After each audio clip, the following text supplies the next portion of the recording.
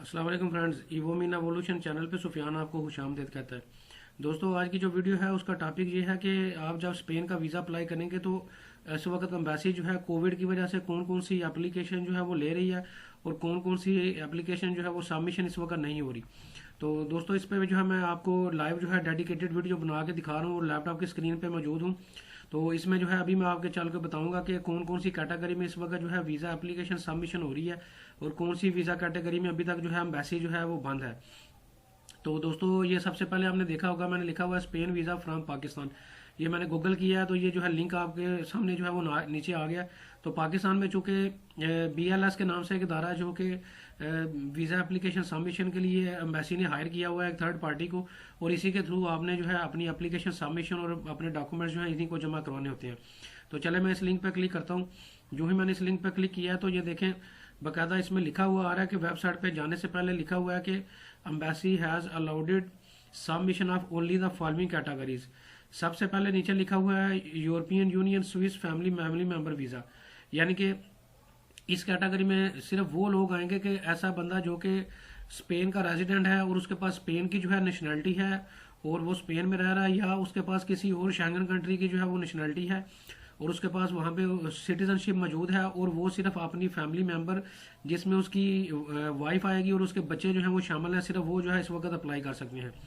इसके अलावा दूसरा कैटेगरी जो है इसमें बात करें, ऐसे लोग अप्लाई कर सकते हैं जिनका स्पेनिश जो है ID कार्ड जो है वो गुम हो चुका है या चोरी हो चुका है। इसके अलावा एयरपोर्ट ट्रांसफर के लिए एप्लीकेशंस भी जो है इस वक्त जो है वो ली जा रही हैं। इसी तरह transfer visa for seaman, जो सी मैन होते हैं जिन्होंने शिप पे जो है वो ट्रैवल करना होता है, या सी मैन होते हैं शिप के जो ऑपरेट करते हैं, उनके लिए जो है ट्रांसफर वीज़ा के लिए भी जो है इस वक्त एप्लीकेशन जो है वो ली जा रही है। नीचे लिखा हुआ है rest of the Schengen countries will remain suspended till further instructions. इसके अलावा दोस्तों, चार कैटेगरीज के अलावा बाकी जितनी भी कैटेगरीज हैं, जैसे टूरिज्म है, स्टडी वीज़ा है, बाकी जितनी भी कैटेगरी के वीज़े हैं वो इस वक्त जो है स्पेन की एम्बेसी जो है वो इंटरटेन नहीं कर रही। वो इस वक्त वीज़ा सेक्शन जो है बाकी कैटेगरी में बिल्कुल क्लोज है। तो सिर्फ आप जो है इन चार कैटेगरीज में इस वक्त जो है वो जस्ट अप्लाई कर सकते हैं। दोस्तों, आप अगर इन कैटेगरी में किसी में फॉल कर रहे हैं तो आपने अपॉइंटमेंट किस तरह से लेनी है उसकी एक अलग पूरी डेडिकेटेड वीडियो जो है मेरी मौजूद है। नीचे लिंक भी मैं डिस्क्रिप्शन में दे दूंगा।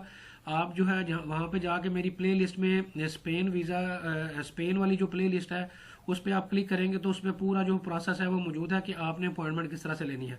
इसी तरह आपने वीज़ा एप्लीकेशन फिल किस तरह से करना है। इसके अलावा आपको स्पेन का वीज़ा अप्लाई करने के लिए कौन कौन से डॉक्यूमेंट्स की ज़रूरत होगी, उसी स्पेन वाली जो प्ले लिस्ट मेरी मौजूद है, नीचे लिंक डिस्क्रिप्शन में मौजूद है। उसमें सारी जो है डेडिकेटेड अलग-अलग से मैंने वीडियोस बनाई हुई हैं जो कि एक लाइव डेमो है, और वो भी आप जो है वो नीचे से जाके देख के जो है वो इन्फॉर्मेशन सारी जो है वो ले सकते हैं। तो दोस्तों, उम्मीद करता हूँ कि जो आपको आज की वीडियो जो है वो आपको आज की इन्फॉर्मेटिव मिली होगी और आपके बहुत सारे कंसेप्ट जो है वो क्लियर होंगे कि इस वक्त जो स्पेन की एम्बेसी है वो किन कैटेगरीज में जो है वो फॉल कर रही है और किन कैटेगरी में जो है वो वीज़ा एप्लीकेशन जो है वो ले रही है। तो इंशाल्लाह मिलते हैं नई वीडियो में नए टॉपिक के साथ। Thank you very much.